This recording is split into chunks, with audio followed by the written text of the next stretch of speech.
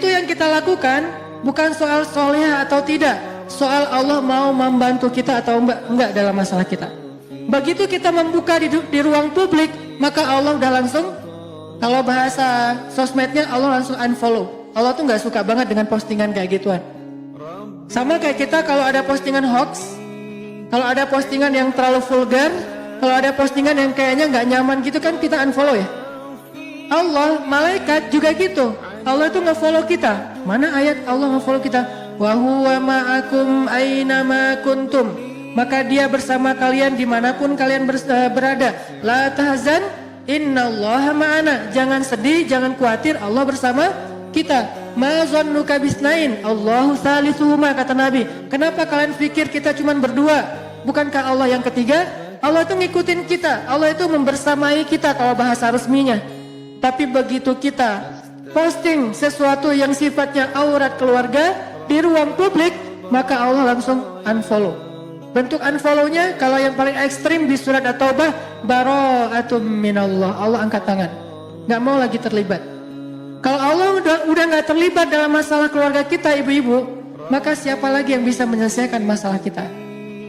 Kalau Allah udah nggak terlibat dalam masalah kita dengan pasangan kita, terus siapa yang akan membujuk hati pasangan kita agar dia kemudian menjadi sayang lagi sama kita, agar dia kemudian ngaku bersalah, agar dia kemudian insaf, agar dia kemudian memperbaiki diri? Siapa yang akan membolak-balikan hati dia kalau Allah udah nggak terlibat? Memangnya publik bisa membolak-balikan hati manusia? Bahkan hatinya sendiri nggak bisa, karena hati manusia ada di antara jemarinya Allah. Allah lah yang membolak-balikan hati itu. Yuqallib dzatal yamin wa dzatas shimal, itu Allah yang melakukan. Sehingga kalau Allah udah angkat tangan, udah nggak ada lagi yang akan menolong kita dalam masalah keluarga kita. Jadi kita ingin ditolong oleh followers, oleh netizen, oleh publik, atau ingin ditolong oleh Allah Subhanahu wa taala.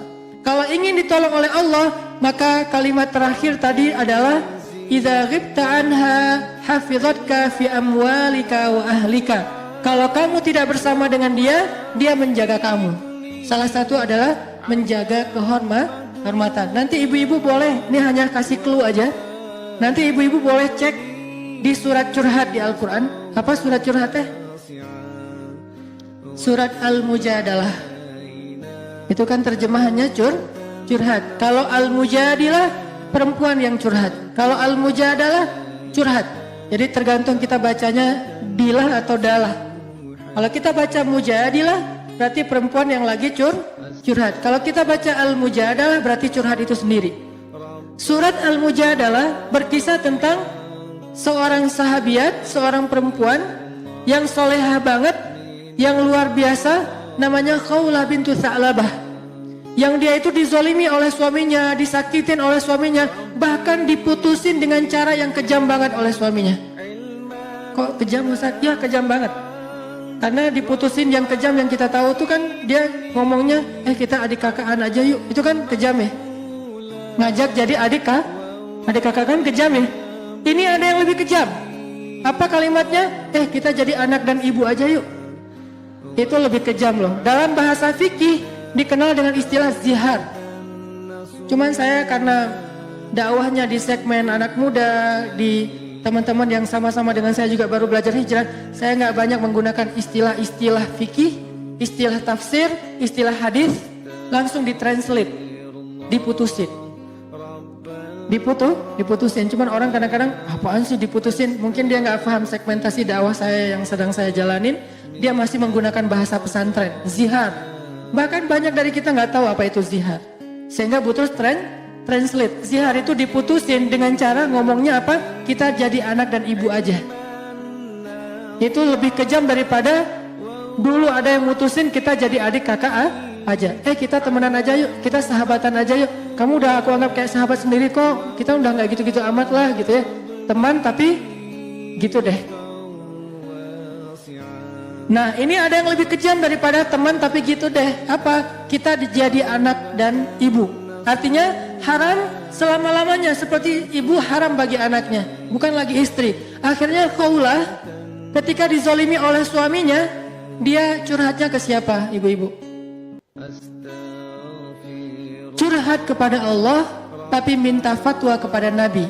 Nanti coba baca pembukaan dari surat Al-Mujadalah. Kalau bisa 1 halaman, tapi fokus ke ayat pertamanya dulu, bahwa kalimatnya tujadiluka fi zaujiha wa tashtaki ilallah. Dia meminta pendapatmu tentang kata-kata suaminya, tapi dia curhatnya tashtaki, curhat ke Allah. Jadi dia tidak curhat kepada Nabi. Dia hanya meminta nasihat dari Nabi tentang kata-kata suaminya, kira-kira menjatuhkan talak apa tidak. Kalau bahasa sekarang tuh istifta, meminta fatwa kepada ustadz. Ustadz, suami saya bilang gini, kamu buat saya itu seperti ibu, kira-kira itu jatuh talak gak ustadz? Cuman segitu doang.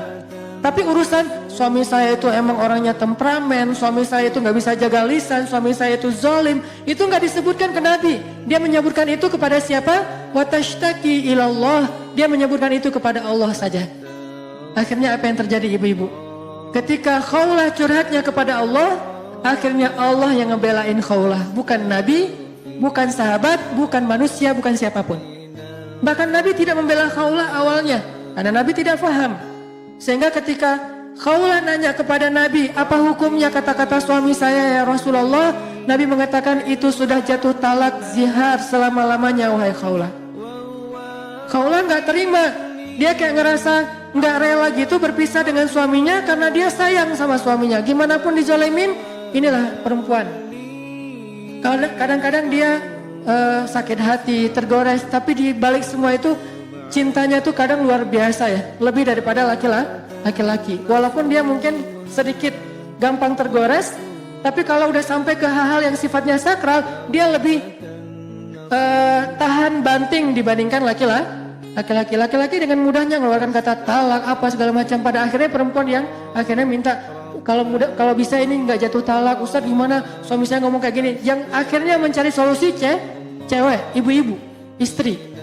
Sehingga ketika Nabi bilang itu sudah jatuh talak, Khawlah kayak ngerasa sedih dan nggak rela gitu. Masa ya Rasul? Ya wahai Khawlah, nggak bisa balikan lagi? Nggak bisa wahai Khawlah. Artinya apa?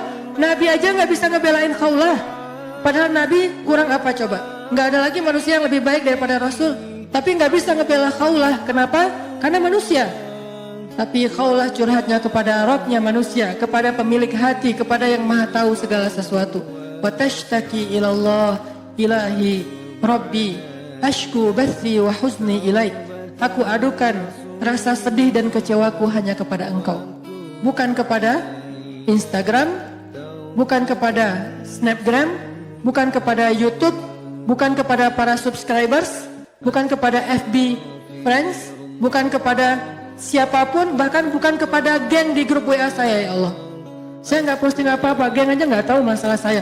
Kayaknya mereka ngelihat rumah tangga saya asik-asik aja, biasa-biasa aja. Sampai geng kita banget, yang nggak ada yang orang lain yang tahu apa yang kita bicarain di dalam grup, mereka nggak tahu. Gitu banget Khawlah teh. Sampai ibunya aja nggak tahu masalah Khawlah. Sampai teman dekatnya aja nggak tahu. Teman dekat kan bahasa kita geng ya. Gengnya aja nggak tahu. Yang tahu cuman Allah kemudian Nabi. Curhat ke Allah, ya Allah, ashku bathi wa huzni ilaik. Aku adukan kekecewaanku dan kesedihanku hanya kepada Engkau. Aku kecewa ya Allah. Aku sedih ya Allah. Aku nggak terima diginiin ya Allah. Akhirnya Allah yang membela Khawlah dengan menurunkan 1 halaman penuh dari surat Al-Mujadalah. Bentuknya adalah pembelaan kepada Khawlah. Suaminya dimarahin sama Allah di ayat itu. Disuruh bertaubat oleh Allah di ayat itu. Dikasih beberapa hukuman syariat. Dia harus berpuasa atau memberikan makan kepada fakir miskin dan seterusnya dan seterusnya.